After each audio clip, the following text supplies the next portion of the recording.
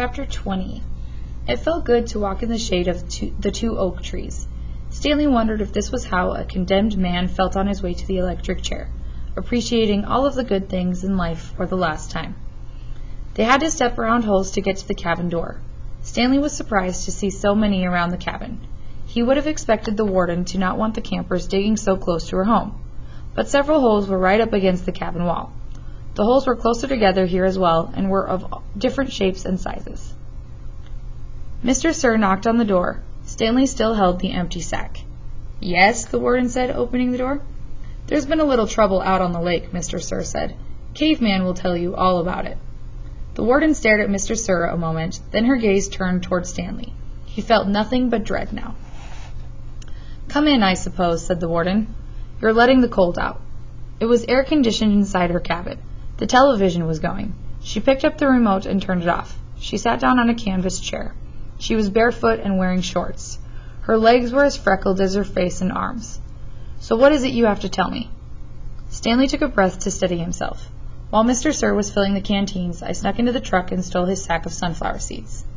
"I see." She turned to Mr. Sir. "That's why you brought him here?" "Yes, but I think he's lying. I think someone else stole the sack and Caveman is covering up for X-Ray or somebody.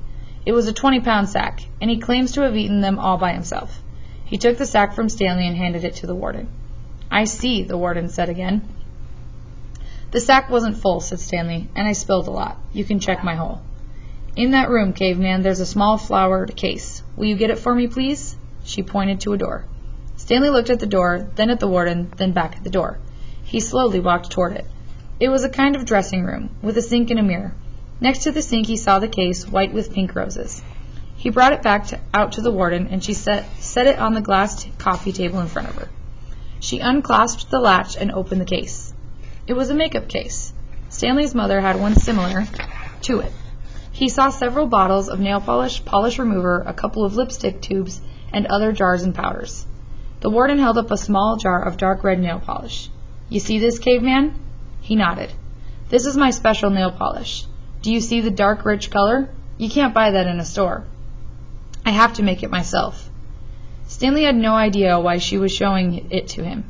He wondered why the warden would ever have the need to wear nail polish or makeup. "Do you want to know my secret ingredient?" He raised and lowered one shoulder. The warden opened the bottle. Rattlesnake venom. With a small paintbrush, she began applying it to the nails on her left hand. "It's perfectly harmless when it's dry." She finished her left hand. She waved it in the air for a few seconds, then began painting the nails on her right hand. "It's only toxic when it's wet." She finished painting her nails, then stood up. She reached over and touched Stanley's face with her fingers. She ran her sharp, wet nails very gently down his cheek. He felt his skin tingle. The nail on her pinky just barely touched the wound behind his ear. A sharp sting of pain caused him to jump back. The warden turned to face Mr. Sir, who was sitting on the fireplace hearth. "So you think he stole your sunflower seeds?" "No, he says he stole them, but I think it was—" She stepped toward him and struck him across the face. Mr. Sir stared at her. He had 3 long red marks slanting across the left side of his face. Stanley didn't know if the redness was caused by her nail polish or his blood. It took a moment for the venom to sink in. Suddenly, Mr. Sir screamed and clutched his face with both hands. He let himself fall over, rolling off the hearth and onto the rug. The warden spoke softly. "I don't especially care about your sunflower seeds." Mr. Sir moaned. "If you must know," said the warden, "I liked it better when you smoked." For a second, Mr. Sir's pain seemed to recede. He took several long, deep breaths. Then his head jerked violently, and he let out a shrill scream, worse than the one before. The warden turned to Stanley. "I suggest you go back to your hole now." Stanley started to go, but Mr. Sir lay in the way. Stanley could see the muscles on his face jump and twitch. His body writhed in agony. Stanley stepped carefully over him. "Is he—" "Excuse me," said the warden. Stanley was too frightened to speak. "He's not going to die," the warden said. "Unfortunately for you."